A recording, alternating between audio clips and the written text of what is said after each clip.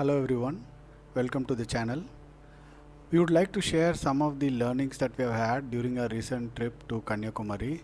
So this is a 1360 kilometer ride that we did for 5 days, Karthikeyan Madhavan and myself.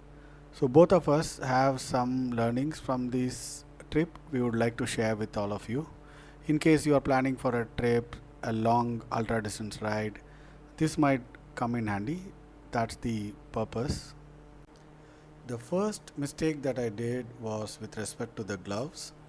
This could very well be any apparel that you use during the long ride.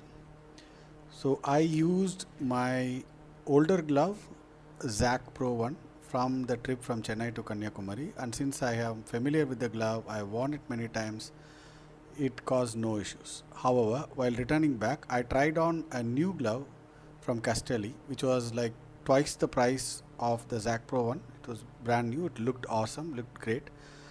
But while riding back in the first 150 kilometers, I noticed a lot of burn in my palm where it connects to the wrist towards the very end, and slowly boils started forming in that area.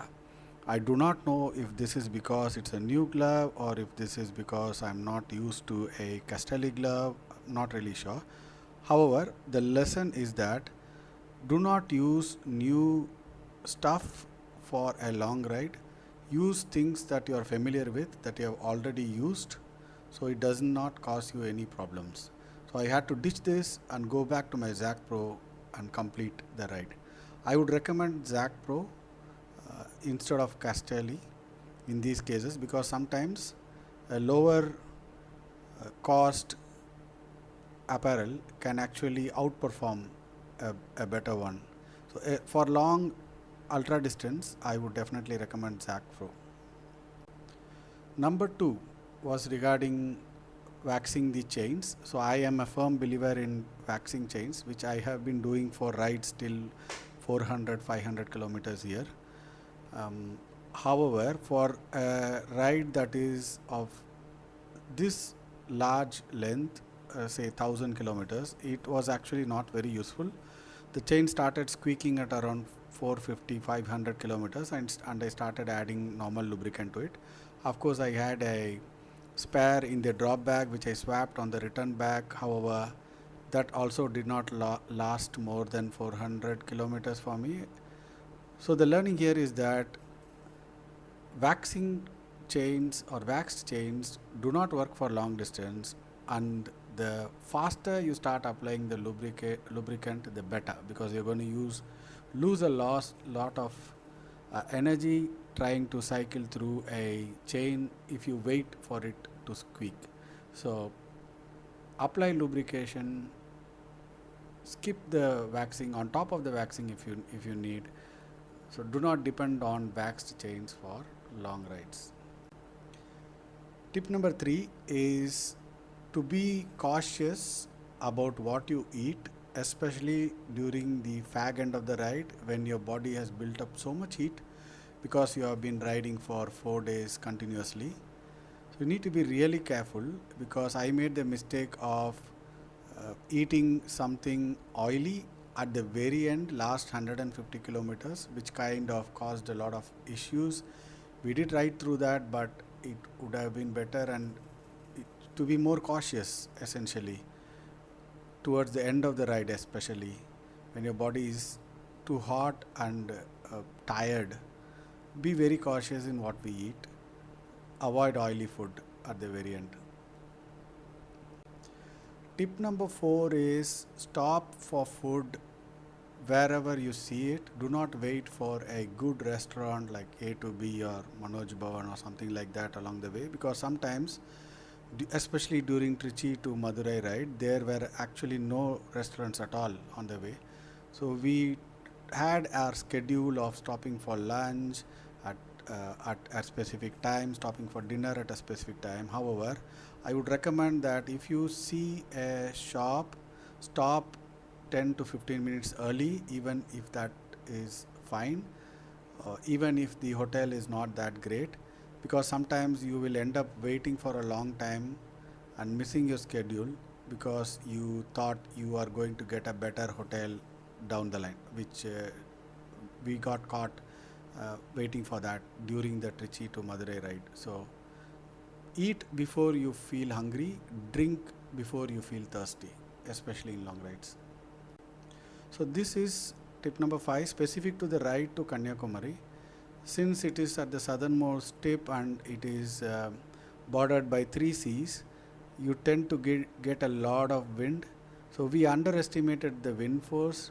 So if you find yourself traveling through that route, I would recommend that you overestimate the amount of headwind that you have to cycle through. Be prepared for it. Tip number 6 is regarding your gut health. So what we did was we used to take one pan 40 for digestion 30 minutes before food, breakfast, lunch or dinner once a day.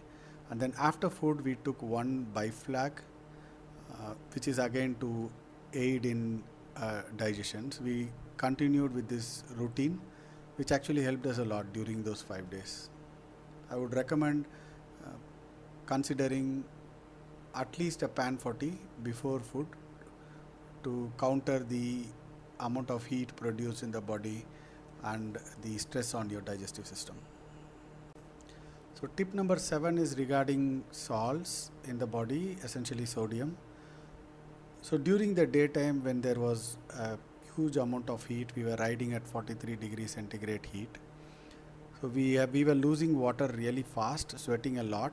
So we consciously stopped and took sodium with lemon. The lemon actually helps absorb the sodium in the body faster. Just taking salt, which will actually bloat your digestive system and create issues later on. And this we did during the daytime. However, we only had regular water during the night rides because you don't want too much salt in your body as well. So take a lot of salt with lemon to enable absorption during the daytime, but avoid salt during the night so that any excessive sodium is flushed out of your system as well. So punctures and torn tires are kind of inevitable during a ride that is really long, like more than 1,000 kilometers. So always be prepared with additional tubes. We carried 4 tubes each and one tire, spare tire. We did not have to use the tires, however we did get punctures. So assume that you will get punctures. You can't really ride for 1,000 kilometers without punctures. So prepare for that as well, like you do in a normal ride. However, over prepare. When you take power nap during the nights or in the day, ensure that you choose the right place to sleep in. You want to sleep in an open place where there is a lot of air. If the place that you have chosen to sleep in is covered on one side and open on 3 sides, that is also fine. So if you choose to sleep below a tree, choose a tree which is green. Do not sleep under a dry tree.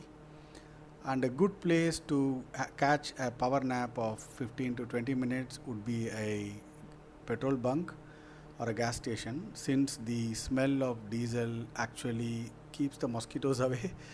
So that would be the ideal place to take a quick 15 to 20 minutes power nap during the night ride. Thank you for watching, and we hope that these tips were useful to you in some shape and form. And please feel free to reach out to either Karthikeyan Madhavan or myself if you have any questions. Thank you so much for watching.